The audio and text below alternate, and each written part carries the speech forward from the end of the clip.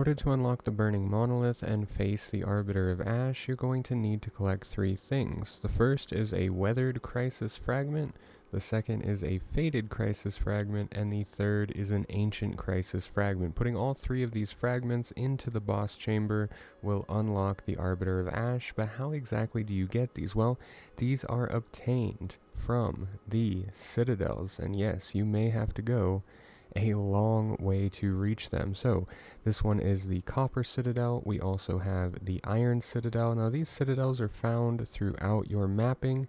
They are quite hard and they leave you facing an act boss. So like Geonor the Wolf boss, those main act bosses are in the Citadel, and it requires a tier 15 or higher waystone to actually access. Now I would definitely suggest using an easier, not a super juiced waystone in these, because you do actually want to down these, and if you fail them, you cannot go back in. You have to find another Citadel. Luckily, if you complete these, or if you don't want to complete them at all, these fragments are available on the currency exchange. So if you go over to Angie, you go to currency exchange, and you look up fragment, you can see the three fragments right here, and these cost about 25 to 35 exalts a piece. So we go back to the map device, we go into the Burning Monolith, and we will place those fragments right inside of the door chamber. Alright, so here we are at the door. We will take our first, our second, and our third fragment, put them in the door, and hit activate. Now, there is a more dangerous version of this encounter, but for right now, we are just doing the 3 fragment one. The Arbiter of Ash has 2 main phases, transitioning around 55% health. In phase 1, he's going to have 4 main abilities we have to worry about.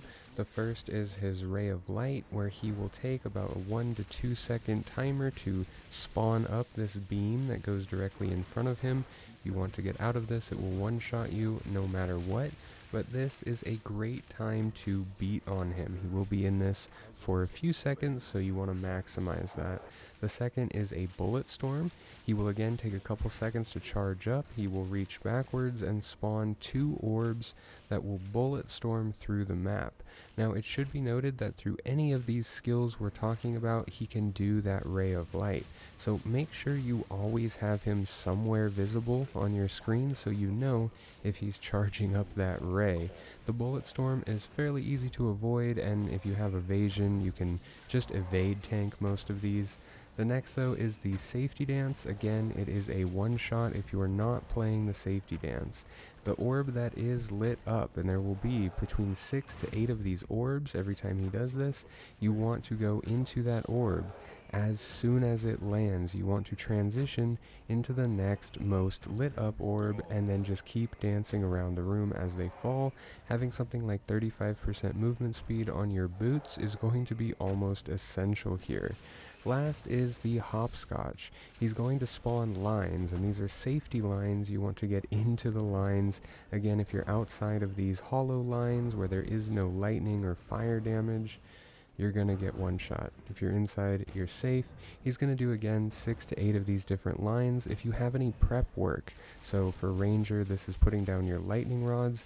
If you have any prep work, you can get those set up under him, because when he lands, you are going to have a couple seconds to beat on him. Now it should be noted that for this fight, getting the charm that makes you immune to freeze is going to be extremely helpful for phase 2, and the charm that makes you immune to ignite or reduces ignite is going to be extremely helpful throughout the entire fight. So in phase 2, he's going to do a split earth effect where he flies up and then cuts the room in half. Just make sure you're not in the center of the room, and sprint while he's doing this, because a lot of the times he's going to pop back up out of the ground right out of this move, and he's going to try and one-shot you. So just keep sprinting until you see him land peacefully-ish back on the ground. Next, he's going to do black and white orbs. This is when he slams down on the ground. He's either going to slam down white or slam down black. This will be a complete effect that covers the entire ground. Whatever orb he consumes, or whatever orb is remaining on the ground that you can see, you want to grab that opposite orb. So yin yang, he goes black, you grab the white, he goes white, you grab the black. Next, he is going to have a ground pound where he flies up and slaps down on the ground. He's going to do a minimal kind of volcano effect that you can barely see. Rule of thumb, if he's flying up in the air, just start running, start sprinting, and get ready to evade. Next, we have the safety dance round 2. Now, we're going to have to juggle the balls like we did in round 1, and he is going to do that laser among other things, except this time it's just going to be one central circle. We want to time it so we're right outside of the circle before it falls. We let him do his action into the circle, and then we dodge roll into the circle right as it explodes. We get back out, we let him do his effect, and we roll right back in. This one is extremely annoying, but honestly, Phase 2 does seem a little bit easier than Phase 1, and if you can get down those simple mechanics of just playing the safety dance and dodge rolling in and out of those balls, you'll be just fine.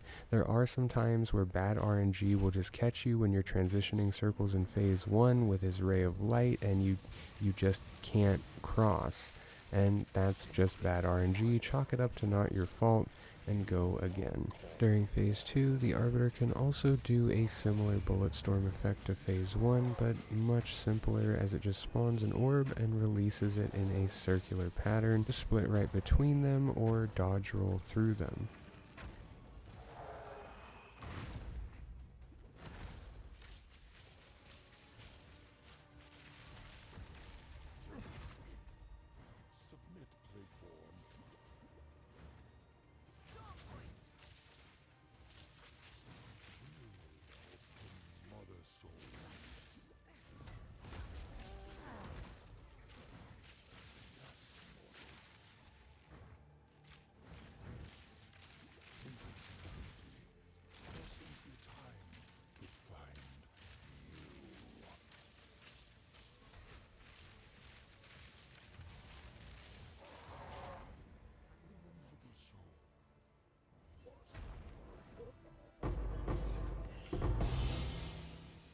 You also want to make sure after you down him, run to the very edge of the map where you can talk to this guy. It won't seem like anything happens, but back in your hideout, once you get back to your hideout, you will have a book of knowledge waiting for you with 2 map boss Atlas passive points.